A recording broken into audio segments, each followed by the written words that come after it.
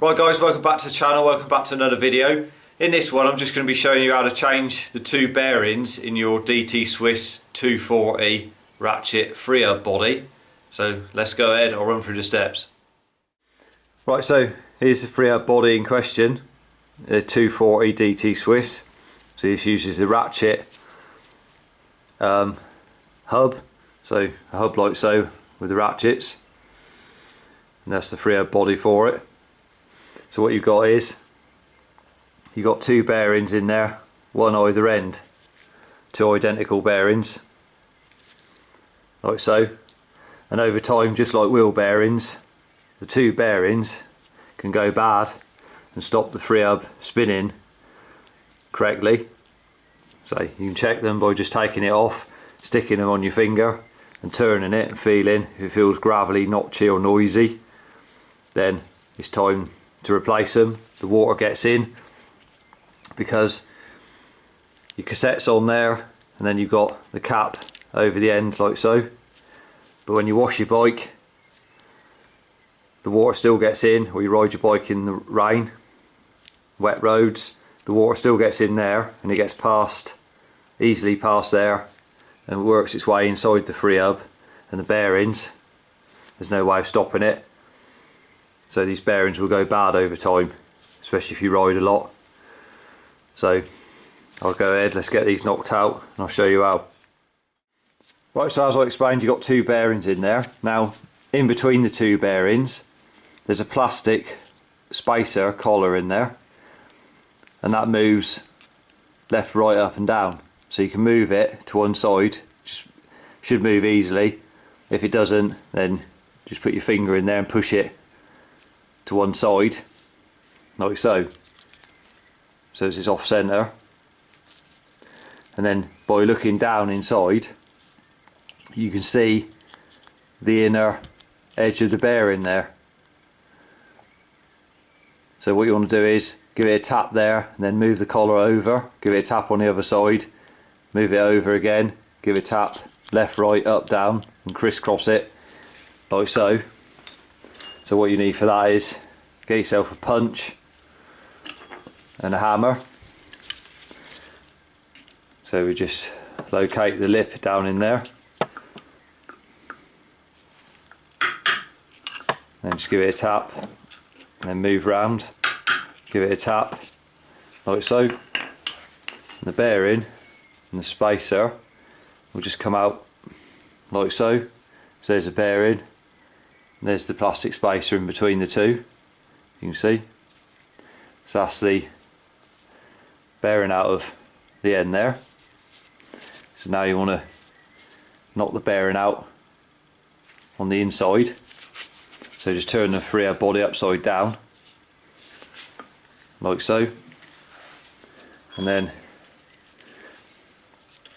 use your punch again, just rest it on the bearing and just tap it.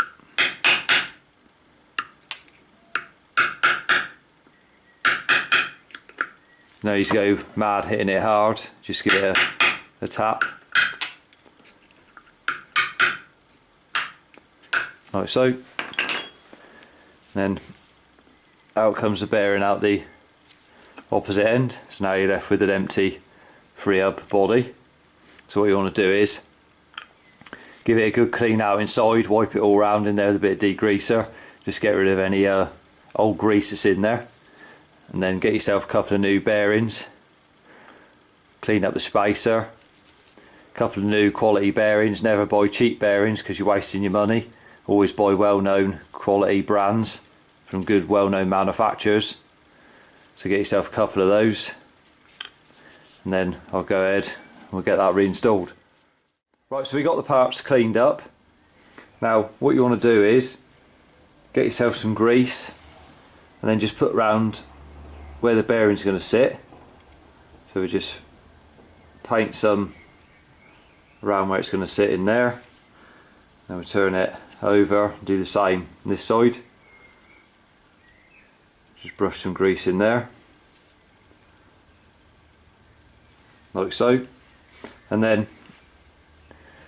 this will be where your end cap goes on for your wheel. via quick release or through axle, whatever. So we'll start with the opposite end, the inside. So if you get your bearing, what you want to do is just put a light coat of grease just around the outside the bearing before you install it, and then we'll just put some grease over the inside face of the bearing, what's going to be down inside the wheel, what you don't see. That just helps keep the water out from the inside there. And then you can lower it in to place with your finger and get it started off square. Make sure it's not in there crooked. You don't want to be hitting it in if it's crooked. Now what you need for this is a 17mm socket, like so. Now I'm just showing you this using a block of wood on the floor to make it easy for anybody to do at home. If you've got a vise, then you can just rest this on top of the vise, or if you've got a very sturdy workbench, you can rest this on a block of wood on a bench. But if you haven't, then like I'm just showing it like this to prove you don't need anything technical to do it with. Just a block of wood on the floor and a few simple tools. So you can get a bearing press, you can do it with that, you can do it however you want, but I'm just showing you this way to keep it simple. Now the bearing I've just put in, the socket, like I said, 17mm this is, or if you haven't got a 17mm, say, you can get a 11/16 socket as well, it does the job.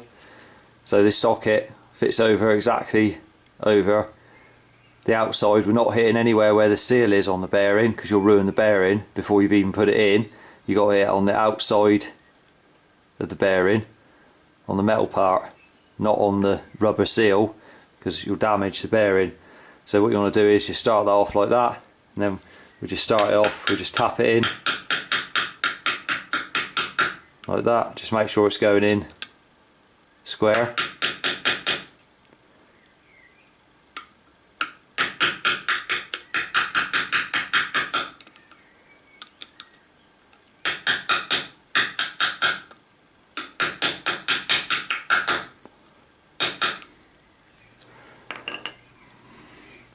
And there you have bearing installed there. So now what you want to do is get your collar, your spacer, and if you get it and just put a bit of grease on there, on the end of it like that, and that helps it just stay in place, so you can lower it in side and just rest it down on the bearing that you've just put in. Just line it up like so, just helps it stick it in place there. And then the opposite end bearing, again, just paint some grease around the outside of it and over the inside face, what's going to be inside the hub, Freehub body, like so. And then same again, we just lower it in,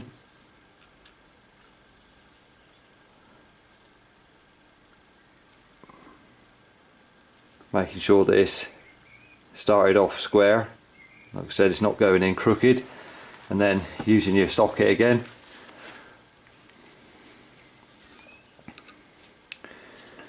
you can tap that in. So you don't need to hit it hard, you're just tapping it in gently. It should go in nice and easy.